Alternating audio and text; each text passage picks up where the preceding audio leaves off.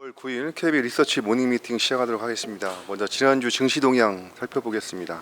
김지원 의원입니다. 네, 안녕하세요. 시황팀 김지원입니다. 증시 동향 정리하겠습니다. 지난주 증시는 중국과 미국의 제조업 지표 부진이 침체 우려를 높인 가운데 미 고용 보고서 경계심도 작용하면서 주간으로 코스피는 4.86%, 코스닥은 7.96% 하락했습니다. 지난 금요일에도 국내 증시는 하락세를 이어갔는데요. 미 고용지표 부진 실망감과 경계감이 동시에 작용했습니다. 미 민간 고용의 큰 폭 부진에 비농업 고용에 대한 우려가 확산되었습니다. 또한 브로드컴이 가이던스를 하향한 영향에 시간 내에서 급락한 점도 투자 심리 위축 요인이었습니다. 전업종이 하락한 가운데 전 영업일에 이어서 전기전자 업종의 외국인 매도세가 집중되었습니다. 해외 증시 살펴보겠습니다. 미증시는 고용지표 실망감에 3대 지수가 하락했습니다. 특히 대형 기술주 약세가 두드러지면서 나스닥이 2%대 하락했고 반도체 지수도 4%대 하락했습니다. 8월 비농업 신규 고용은 14만 2천 명으로 예상치를 하회하고 12개월 평균 대비해서도 부진했습니다. 또한 이전 두 달치도 하향이 되면서 고용시장의 부진이 재확인됐습니다. 다만 실업률은 4.2%로 7월 대비 0.1%포인트 하락하면서 예상에 부합했습니다. 여러 연준 위원들의 발언이 이어졌는데요. 매파로 꼽히는 월러 이사는 인하 규모와 속도에 대해서 열린 마음을 가지고 있다고 발언했지만 구체적인 인하폭은 제시하지 않았습니다. S&P 500 내 전 업종이 하락한 가운데 특히 테슬라가 8%대 급락하는 등 M7 종목 전체가 하락했고 엔비디아도 4%대 하락하면서 2주간 20.51%대 급락을 했습니다. 중국 증시는 인민은행의 지급준비율 추가 인하 가능성이 성장에 대한 우려를 키우면서 상해지수가 7개월 만에 최저치를 기록했고 유럽 증시는 부진한 미 일자리 보고서와 독일 산업생산 그리고 유로존의 2분기 성장률 등 지표 부진에 주요국이 하락했습니다. 미국 10년물 국채 수익률은 4거래일 연속 하락했고 혼재된 고용지표 결과에 특히 2년물은 9bp대 급락했습니다. 달러는 소폭 상승했고 유가는 경기 침체 우려의 약세를 지속하면서 최근 올해 5거래일간 10% 넘게 하락했고 4주 연속 하락세를 이어갔습니다. 관전 포인트 짚어보겠습니다. 고용 보고서에 대한 해석이 분분하지만 연준 위원들의 발언이 더욱 불안 심리를 자극했습니다. 또한 엔화 강세가 나타난 점도 영향을 미쳤습니다. 결국 고용 둔화 속도가 빨라질 수 있다는 점이 우려를 키웠는데요. 금일 국내 증시도 하락 출발이 불가피해 보입니다. 특히 국내는 추석 연휴와 또 FOMC를 앞둔 점도 부담으로 작용할 수 있다고 판단하고 있습니다.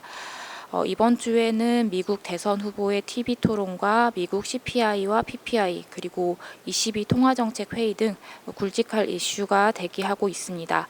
불확실성이 지속될 수 있어서 보수적인 접근이 필요해 보입니다. 감사합니다. 네, 지난 주말 미국 증시는 고용지표 실망감으로 3대 지수 모두 하락하는 그런 모습이었습니다. 고용 보고서에 대한 해석은 분분하지만 연준 위원들의 발언이 불안 심리를 더욱 자극하는 그런 지난주였습니다. 바로 이어서 8월 미국 고용 동향 관련 한번 살펴보겠습니다. 권희진 의원입니다. 매크로팀 권희진입니다. 8월달 고용은 반등을 했습니다만 기대에는 못 미쳤습니다. 실업률이 예상대로 4.2%로 하락했지만 소수점 둘째 자리까지 보게 되면은 0.03%포인트 떨어진 거라서 큰 하락은 아니었고요. 비농업 고용도 증가폭이 좀 커지기는 했습니다만 7월달 값이 더 낮게 수정이 되면서 의미가 좀 퇴색했습니다. 전반적으로 고용이 미적지근하게 반등을 하면서 연준도 지금 당장 인하폭을 키우는 데에는 소극적인 모습입니다. 고용지표가 발표가 된 후에 월러 이사와 윌리엄스 총재는 더 큰 인하가 필요하다면 내놓겠다라는 기존의 입장만 재확인하고 비컷이 필요한 시점이 지금이라고 생각하지는 않는 것 같은 모습을 보였습니다. 그래서 경제에 대해서는 자신감이 당장 회복되기가 어려울 것 같습니다. 최근에 정성적인 자료들을 보면 경기가 좀 더 둔화할 가능성이 높아 보이는데요. ISM 리포트에서는 제조업과 서비스업 모두 퇴직자가 발생을 해도 채우지 않는 방식으로 직원 수를 줄이고 있다라는 코멘트가 나왔고, 베이지북에서도 비슷한 언급이 있었습니다. 아직 실업수당 청구 건수나 해고율 같은 데이터들은 양호하게 나오고 있지만 체감하는 노동시장의 열기가 꽤 빠르게 식고 있을 가능성을 확인을 할 수가 있습니다. 소비도 빠듯합니다. 7월 달에 소비 지출이 생각보다는 양호했지만 가계 저축률이 2.9%로 더 하락한 점은 사람들이 저축을 줄이면서 소비를 버티고 있는 상황인 걸로 해석이 됩니다. 지표의 본격적인 회복이 나타나는 데는 시간이 필요해서 결국에는 연준이 더 큰 금리 인하를 내놓기를 바라는 시장의 압력도 지속이 될 것 같습니다. 하지만 좀 더 길게 보면은 소비 성향이 아직 살아있다라는 뜻이라서 침체 가능성은 낮다고 생각합니다. 당장 소비를 감소시키기보다는 저축을 줄여서라도 소비를 할 마음이 있다는 뜻이고, 기업들의 자금 수요도 꾸준하게 회복이 되고 있습니다. 경제의 수요와 심리가 완전히 꺾이기 전에 시작되는 금리 인하는 인하의 효과를 높일 전망입니다. 그래서 당장 지표 반등이 관찰되지는 않는다고 하더라도 경제가 소프트 랜딩 궤적을 벗어날 가능성은 적고, 대선 이후에 인하의 효과가 관찰될 것이라는 기존의 저희 전망은 그대로 유지를 합니다. 이상입니다. 네, 미국의 8월 실업률은 4.2%로 7월 대비 소폭 낮아졌습니다. 반면에 비농업 고용자 수는 전월 대비 14만 2천 명 증가를 했지만 시장 예상치 대비는 못 미치는 그런 숫자였습니다. 전반적으로 8월의 고용은 약해지고 있기는 하지만 더 심각하게 악화된 것도 아닙니다. 그래서 연준은 당장에 9월에 50bp 인하를 내놓을 만큼의 적극성을 내비치지는 않았습니다. 전체적으로 이제 연속 인하의 가능성을 치사하면서도 비컷이 필요한 시점이 지금이라는 인식이 강해 보이지 않는다는 그런 권희진 의원의 코멘트였습니다. 자세한 내용은 레포트를 참조 부탁드립니다. 네, 다음은 국내 주식 시황 관련 내용 한번 들어보겠습니다. 하인한 의원입니다. 안녕하십니까. KB증권 시황 담당 하인환입니다. 이번 자료는 미국 대선과 관련된 내용 말씀드리도록 하겠습니다. 자료는 두 개의 내용으로 크게 구성을 했고요. 첫 번째는 지금 지지율이 매우 박빙인 상태이기 때문에 어떤 이벤트를 좀 더 의미 있게 볼 것인가에 집중해 봤습니다. 이번 주 9월 10일에 해리스 후보와 트럼프 후보의 1차 토론이 예정되어 있습니다. 근데 과거 미국 대선에서 1차 토론에서 승자로 평가받았던 후보가 최종 대선에서 승자가 된 사례가 좀 더 많았다라는 점에 좀 의미를 둬봤습니다. 2008년 오바마와 맥케인의 대결, 그리고 2020년 바이든과 트럼프의 대결에서 그 근거를 찾아봤었고요. 다만 2016년 트럼프와 힐러리의 대결에서는 1차 토론에서 힐러리가 좀 승자라는 평가가 지배적이 없었지만 아시다시피 최종 대선에서는 트럼프가 승리했습니다. 하지만 당시에는 좀 예외적인 케이스로 좀 봐야 될 것 같은데요. 이유는 두 가지입니다. 첫 번째는 전체 득표수에서는 힐러리가 앞섰지만 미국 선거의 구조적인 특징이라고 볼 수 있는 이 선거인단 수에서 트럼프가 우세함에 따라서 최종 당선이 트럼프가 되었다라는 점, 어떻게 보면 구조적인 특징 때문에 나타난 예외적인 케이스라고 보시면 좋을 것 같고요. 또 하나는 최종 토론이 10월 말쯤에 있었는데 최종 토론 직후, 그리고 미국 실제 대선 직전 이제 10월 28일쯤에 힐러리의 이메일 스캔들이 터졌습니다. 그래서 이제 지지율이 좀 꺾이는 그런 흐름이 나타났었다라는 점을 참고해 주시면 좋을 것 같습니다. 이런 예외적인 케이스는 저희가 예측할 수 있는 이벤트는 아니기 때문에 이런 경우를 제외하고 본다면 1차 토론에서의 승자가 최종 토론에서의 승자가 될 가능성이 높지 않을까, 그렇게 접근해 보시면 좋을 것 같습니다. 그리고 이제 해리스와 트럼프의 정책에 대해서 그 차이점을 여러 분야로 나눠서 비교해 봤습니다. 대외 정책과 관련된 분야에서는 두 후보 모두 인도라는 국가에 집중한다라고 보시면 될 것 같고요. 무역과 관련해서는 해리스는 현재 바이든 정부와 큰 차이가 없다는 점, 그래서 리스크는 좀 상대적으로 덜하다는 점. 하지만 트럼프는 추가적인 관세 부과를 예고하고 있기 때문에 리스크가 좀 더 크다는 점을 참고해 보시면 좋을 것 같습니다. 그리고 이제 에너지 정책과 관련해서는 또 극명하게 나뉘는데요. 이제 해리스는 친환경 분야, 트럼프는 친환경 분야에 대해서는 배척하는 그런 입장을 갖고 있습니다. 국방과 관련해서는 두 후보 모두 공통적으로 국방 지출을 늘리는 방향으로 갈 가능성이 높다는 점 참고해 주시면 좋을 것 같고요.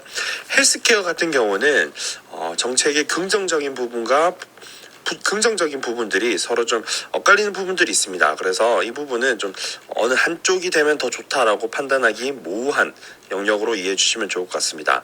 마지막으로 금융은 국내에 직접적으로 영향을 주는 것은 아닙니다만 트럼프가 당선됐을 경우에 규제 완화를 할 수 있다라는 점에서 상대적으로 이제 좀 더 금융업종에 좋은 쪽은 트럼프 대통령이라고 봐주시면 좋을 것 같습니다. 이상입니다. 네, 앞선 자료에 이어서 두 번째 자료는 금융주와 관련된 내용입니다. 저희 KB증권에서는 밸류업 프로그램과 관련해서 특히 금융주에 대해서 계속해서 강조를 해왔는데요. 여전히 금융주에 대해서는 긍정적으로 판단하고 있습니다. 그 이유를 한 3가지 정도로 말씀드리겠습니다. 첫 번째는 글로벌 관점에서의 금융주들입니다. 올해 한국 금융주들의 성과가 이례적으로 좋은 상황이긴 하지만 사실 글로벌 관점에서도 금융주들의 성과가 작년 올해 좋았다는 점을 참고해 보시면 좋을 것 같습니다. 미국 관점과 일본 관점을 각각 나눠서 말씀드리면 첫 번째는 미국입니다.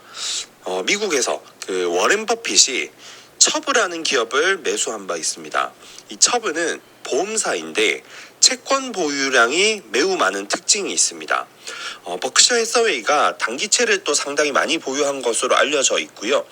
따라서 이 채권을 굉장히 많이 보유하고 있는 이 처브에 투자한 것도 어떻게 보면 채권에 투자한 것으로도 이해할 수가 있겠습니다. 특히 금리 인하를 고려하면서 이런 기업들 또는 단기채에 투자하지 않았을까라는 평가를 대부분 하고 있는데요. 이런 특징을 국내 금융주에도 한번 적용을 해본다면은 금융주 전반을 선호하긴 하지만 또 특히 국내에서도 증권 업종이 유사한 특징으로 함께 볼 수 있는 업종이 되겠습니다. 미국과 관련해서 또 하나의 저희가 봐야 될 점은 트럼프 당선 시 수혜 가능성입니다. 트럼프의 이전 임기 때 즉 2019년에 볼커룰 규제를 완화한 바가 있습니다. 볼커룰은 금융위기 직후에 투자은행들을 규제하기 위해서 도입을 했던 것인데요.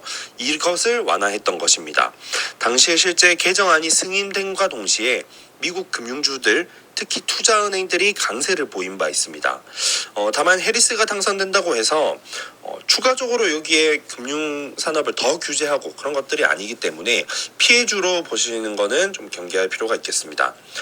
그리고 이제 일본 같은 경우도 작년에 금융주들이 주도주 역할을 한 바 있습니다. 작년 일본 증시에서는 크게 3대 분야가 주도주 역할을 했었고요. 반도체, 그리고 에너지 종합상사, 마지막으로 금융주였습니다. 반도체는 AI 트렌드를 반영했던 것이고요. 에너지와 종합상사 같은 경우는 에너지 가격 상승 또는 워렌 버핏의 일본 종합상사 투자 같은 것들이 복합적으로 작용하지 않았을까 싶고, 금융주 같은 경우는 일본의 밸류업 프로그램 수혜를 받았다라고 이해할 수가 있겠습니다. 그래서 글로벌 관점에서도 금융주들을 봐야 되는데 국내 관점에서 본다면은 20년마다 금융주들이 우리나라 주식시장에서 주도주 역할을 해왔습니다. 80년대 증권주, 2000년대 보험주, 그리고 지금 또 한 번 그럴 가능성을 기대해 보시면 좋을 것 같고요. 그 배경이 되는 게 밸류업 프로그램이라고 판단하고 있습니다. 금융주 관련해서는 특히 주목해야 할 시기는 10월입니다. 실적 시즌이기 때문이고요. 이전 실적 시즌 때마다 기업들이 밸류업 공시를 하면서 4월, 7월 특히 이런 시기에 유독 강세를 보인 바 있습니다. 따라서 이번 10월에도 또 실적 발표 시즌이고 그런 측면에서 이 금융주들 중에서 한번 또 관심을 가져보시면 어떨까 좀 그렇게 말씀드리겠습니다. 그리고 이제 9월부터 이 밸류업과 관련된 그런 이벤트들, 즉 밸류업 인덱스 발표, 세법 개정안 추진, 밸류업 인덱스를 기반으로 한 ETF 출시, 이런 일정들이 연이어 예정되어 있기 때문에 남은 하반기에도 이 금융주들에 대해서는 중장기적으로 관심을 가져보시면 좋을 것 같습니다. 이상입니다.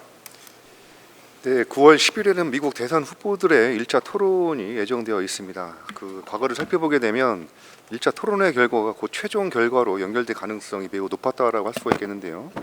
국내 증시의 관점에서는 해리스가 당선되는 것이 상대적으로 좋아 보입니다. 그리고 이제 공급망 재편 관점에서는 두 후보 모두 미국의 온쇼링을 강조하고 있고요. 해리스가 당선 시 가장 주목해야 할 업종은 2차 전지. 반면에 트럼프가 당선될 경우에는 원전과 금융의 수혜가 예상된다는 그런 내용이었고, 금융주가 20년 만에 주도주로 자리 잡을 가능성이 매우 높아 보입니다. 특히나 한국 금융주는 트럼프와 해리스 당선 여부의 불확실성에서 자유롭고, 두 번째는 CET1 비율 개선과 밸류업 정책 효과로 주가 상승 모멘텀이 커집니다. 그리고 세 번째는 9월 달에 금융주 중심의 밸류업 인덱스가 발표가 예정되어 있고, 그리고 10월 실적 시즌 기대감, ETF들도 이제 출시될 것으로 이렇게 기다리고 있습니다. 금융주는 참고로 20년을 주기로 한국 시장의 주도주 역할을 해왔습니다. 80년대에는 증권주, 그리고 2000년대에는 보험주, 그리고 2020년대에도 주도주로서 기억될 가능성이 매우 높아 보인다는 그런 하이난 의원의 코멘트였습니다. 자세한 내용은 레포트를 참조 부탁드립니다. 네, 다음은 커머더티 주간동에 한번 살펴보겠습니다. 오재영 의원입니다. 네, 그 경기 침체 우려로 이제 유가는 하락하고 금은 상승하는 그런 디커플링이 계속해서 지속되고 있습니다. 국제 유가는 WTI 기준으로 69달러까지 하락을 하면서 1월 연초 이후 가장 낮은 수준까지 하락을 했습니다. 최근에 좀 오펙 플러스가 10월부터 감산 완화를 원래 단행하기로 예정이 되어 있었는데 지금 주요 외신들에 따르면 2개월 연기할 것으로 지금 보도가 되고 있고요. 당초 계획은 이제 매월 18만 배럴 정도씩 계속해서 완화하고 2025년에는 21만 배럴 정도의 속도로 감산을 완화하는 계획인데 이를 이제 12월에 한번 다시 12월 초에 오펙 플러스 정례 회의가 있기 때문에 이때 다시 한번 또다시 연기할지 아니면 완화를 시행을 할지 여부를 좀 결정할 것으로 보이고 있습니다.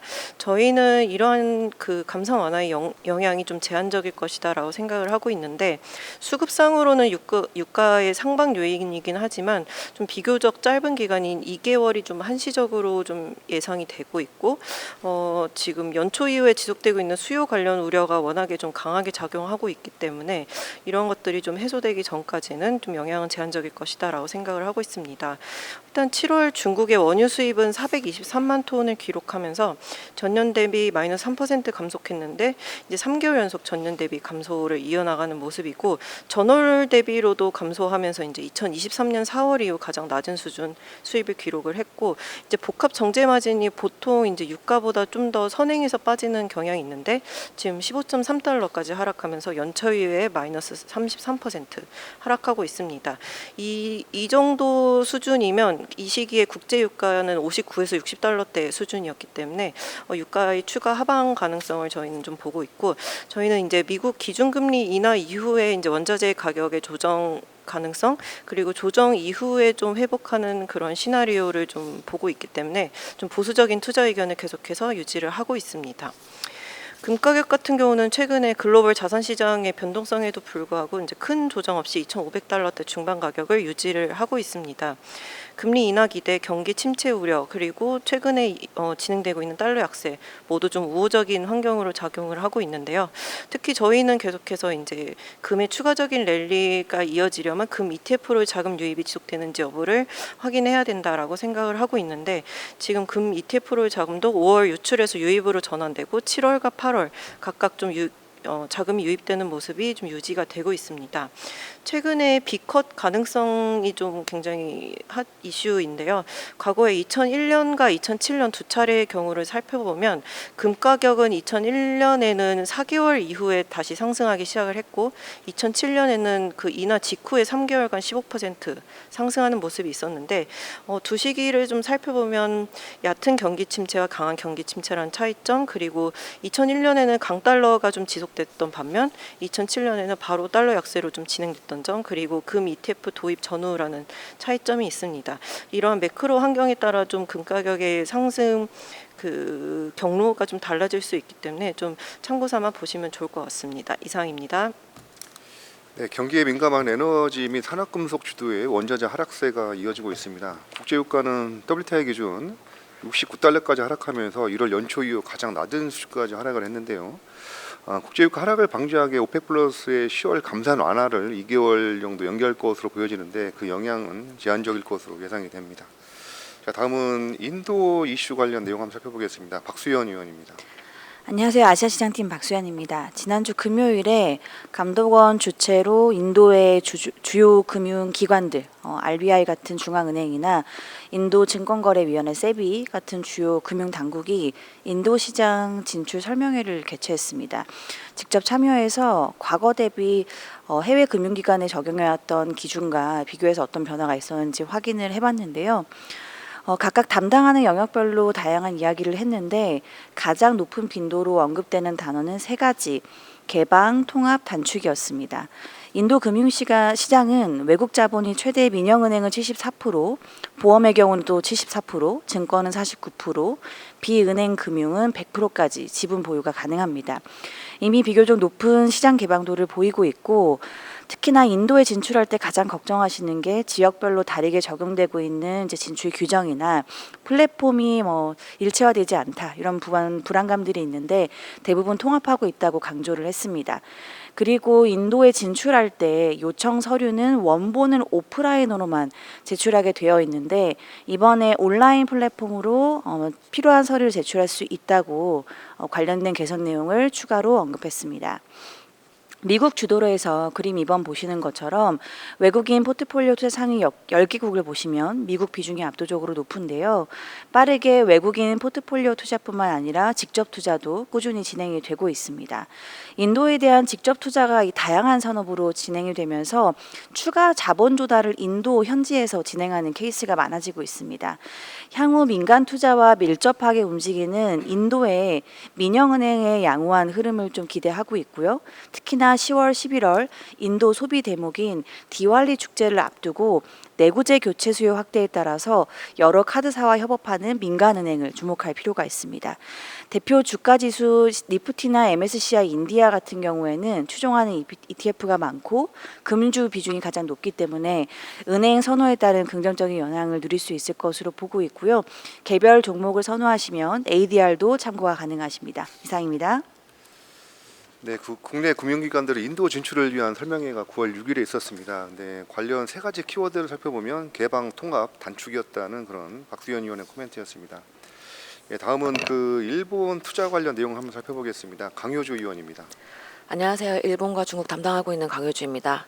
일단 지난주에 아시아 증시 중에 일본이 또 한번 낙폭이 가장 큰 상황이 벌어졌습니다. 미국의 경기 부진 우려에다가 BOJ 우에다 총리가 금리 인상을 좀 이어갈 것이다 라는 매파적 기조를 강조하면서 엔달러 환율이 굉장히 강세로 돌아섰죠. 이것 때문에 8월에 엔캐리 사태가 당장 재현될 수 있냐라는 질문을 굉장히 많이 받고 있습니다. 먼저 그 질문에 대한 답변을 드린다면 일단 당장은 그 가능성은 좀 낮다라고 생각을 하고 있는데요. 그 첫 번째 이유는 엔화 투기적 순매도 포지션이 어느 정도 일정 부분 해소가 되었기 때문입니다. 8월 엔캐리 이슈 발생 이전에는 거의 5개월 연속 10만 계약이 넘는 엔화 순매도 포지션이 형성이 되어 있었고요. 7월 말에는 그 규모가 거의 15만 계약을 상회하는 정도였습니다.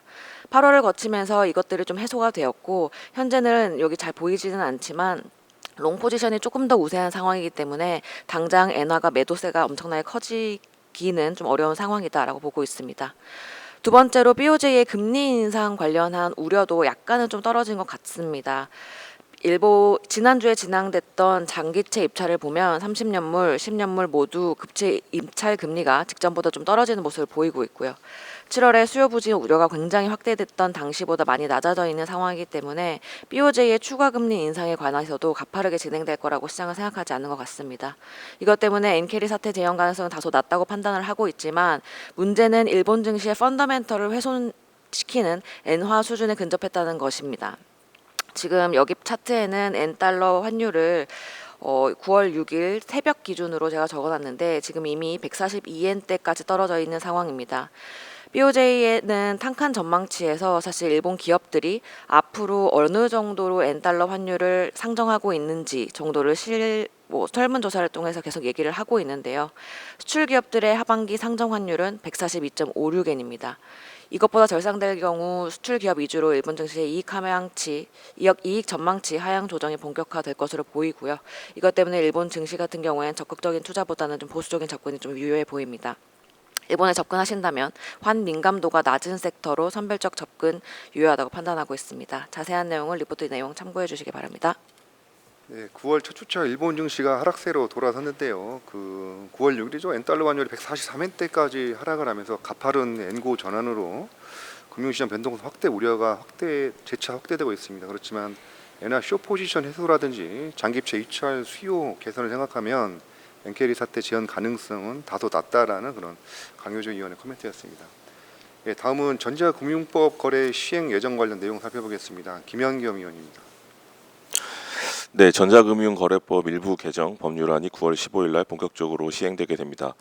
이는 2020년 머지포인트 사태 이후로 선불 전자지급수단 발행 및 관리 업무의 사각지대를 해소하고자 작년 9월 14일 날 개정이 됐고요. 올해 5월 24일 날 관련 세부 내용을 규정하기 위한 시행령 개정안이 입법 예고가 되었습니다. 그리고 이번 달 9월 3일 최종 전자금융거래법이 국무회의를 통과하면서 9월 15일 날 시작되게 되었습니다. 전금법의 개정 목적을 말씀을 드리면 전자상거래 확대에 따라 선불 전자지급 수단의 이용자 보호 강화 그리고 선불 충전금에 안전하게 관리될 수 있는 규율 체계가 마련이 필요하다는 취지로 개정이 되었고요. 이에 따라서 선불 전자지급 수단의 발행과 관리 업무 규제 사각지도를 해소하고 선불 충전금 별도 관리를 의무화하는 등 이용자 선불 충전금 보호하는 데 초점이 맞춰졌다고 말씀드릴 수 있을 것 같습니다. 주요 내용을 말씀을 드리면 먼저 선불 전자업체의 등록 요건 강화가 있겠고요. 두 번째로는 선불업 등록 면제 기준 강화, 세 번째 선불 전자지급 수단의 업종 기준 삭제, 네 번째 선불 충전금의 별도 관리 의무화 등이 있습니다. 마일리지 및 포인트 등의 형태로 충전금을 운영 중인 게임회사, 마트, 배달 대행사, F&B, 프랜차이즈 가맹업자 등도 전금법 개정안 대상이 될 것으로 전망이 됩니다. 이에 따라 해당 기업들은 개정된 전금법 대응에 어려움을 겪을 것으로 예상이 되는데요. 선불 예치금 결제 관리 및 가맹점 통합 서비스를 대행할 수 있는 정금업자이자 선불업자 등의 수혜가 예상이 됩니다. 그 중에서도 이제 이쿠폰 시장 규모가 굉장히 커지고 있습니다. 통계청에 따르면 2024년 상반기 이쿠폰 시장은 온라인 5.52조 원으로 전년 대비 20.1% 증가를 했고요. 그 중에서 모바일 비중이 72.8%를 차지하고 있는 상황입니다. 이쿠폰 시장은 2018년에 보시면 이제 2조 1천억 원 정도에서 작년 2023년에 10조 원을 돌파하는 연평균 36.7%라는 고공 지금 성장을 하고 있고요. 올해 상반기 역시 20.1% 증가하고 있는 추세라고 말씀을 드리겠습니다. 위에서 언급했듯이 전금법이 시행이 된다면 개정안 대상에 해당되는 기업들은 이를 대행할 수 있는 정금업자 및 선불업자에 의뢰할 가능성이 높습니다. 이들은 선불 충전을 위한 각 결제 수단을 제공할 수 있고요. 충전된 선불금에 대한 환불 등의 계좌 관리 관련된 역량과 인프라를 가지고 있습니다.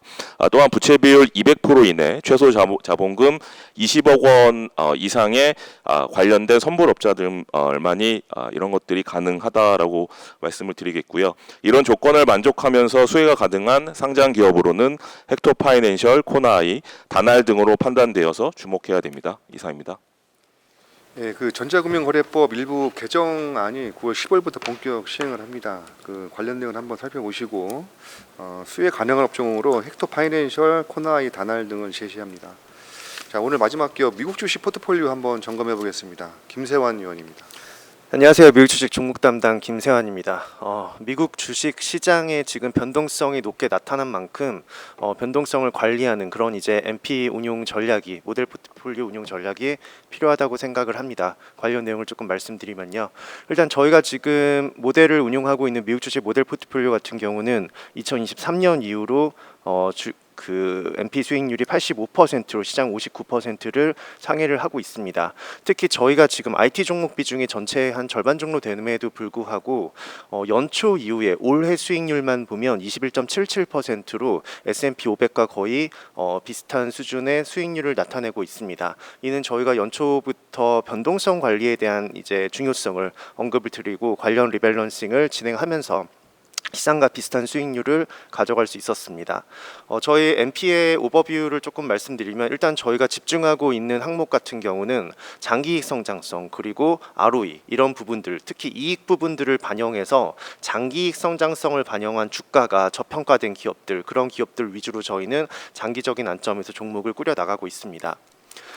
이번에 이 전략의 핵심을 말씀드리면 IT 섹터의 조정이 나왔습니다. 하지만 저희는 절대적인 변동성 수치를 고려를 했을 때 추격 매수는 여전히 이르다라고 생각하는 건 IT가 여전히 저희는 비싸다고 생각을 합니다. 이익 수준 대비 높은 주가가 나타나고 있는 부분이 저희는 이제 비중을 확대하기에는 아직 이르다라고 판단을 하고 있어서 저희 같은 경우는 스타일 전략을 일단은 대형 성장주가 일단 저희는 많았었습니다. 이쪽을 이제 대형 코어 그리고 대형 가치주 특히 여기에는 최근에 말씀드린 유나이티드 헬스 그룹 그다음에 존슨앤존슨 그다음에 헬스케어 같은 경우는 인투이티브 서지컬 이런 종목들을 저희가 편입 비중을 연초부터 조금씩 높여 왔었습니다. 최근에 이제 운용 비중을 확대한 종목으로는 존슨앤존슨 유나이티드 헬스 그룹이 있고 탑픽스로는 알파벳, 넷플릭스, 마스터카드, 유나이티드 헬스, 인투이티브 서지컬을 제시를 합니다. 이번 종목 리밸런싱 부분만 살펴보면 일단은 기존에 확대를 해왔던 유나이티드 헬스 그룹과 존슨앤존슨은 여전히 확대를 한 비중으로 운용을 유지를 합니다. 유나이티드 헬스 그룹 같은 경우는 옵텀 사업부의 성장 그리고 높은 ROE 수준에 기반해서 장기적인 주가 상승이 저희는 예상이 되고 있고요. 존슨앤존슨 같은 경우에도 신약 포트폴리오를 계속적으로 확장을 하고 주주 환원에 신경을 쓰면서 헬스케어 섹터다운 그런 면모를 보여주고 있습니다. 마지막으로 AMD 같은 경우는 IT에 해당하는 주식임에도 불구하고 저희는 종목 비중을 상향을 했습니다. 그 이유는 데이터 센터 쪽에서 사업 부분이 거의 110%가 넘게 나타났습니다. MI300 시리즈가 생각보다 잘 팔리고 있고 이로 인해서 영업 마진이 개선되고 펀더멘털이 안정적으로 변해가는 모습이 나타나는 초입 시점이라고 생각을 합니다. 그리고 장기 이익 성장성을 반영한 주가도 여전히 저평가되어 있다라고 보고 있기 때문에 저희는 운용 비중 확대 의견을 제시를 드립니다. 자세한 내용 리포트를 참고해 주시기 바랍니다. 그 대선을 앞둔 미국 증시는 경기 침체 우려라든지 지정학적 리스크 등으로 최근에 높은 변동성이 나타났습니다. 특히나 IT 섹터는 반도체를 중심으로 변동성을 높이고 있지만 아직 추격 매수는 여전히 이르다는 관점입니다. 최근에 저희 모델 포트폴리오에는 비중을 확대한 종목으로는 존슨앤존슨, 유나이티드 헬스클럽 등이 있고 탑픽 상위 종목은 알파벳, 넷플릭스, 마스터카드, 유나이티드 헬스, 인투이티브 서지컬 등을 제시를 합니다. 자세한 내용은 레포트를 참조 부탁드립니다. 이상으로 9월 9일 KBL 리서치 모닝 미팅 마치도록 하겠습니다. 감사합니다.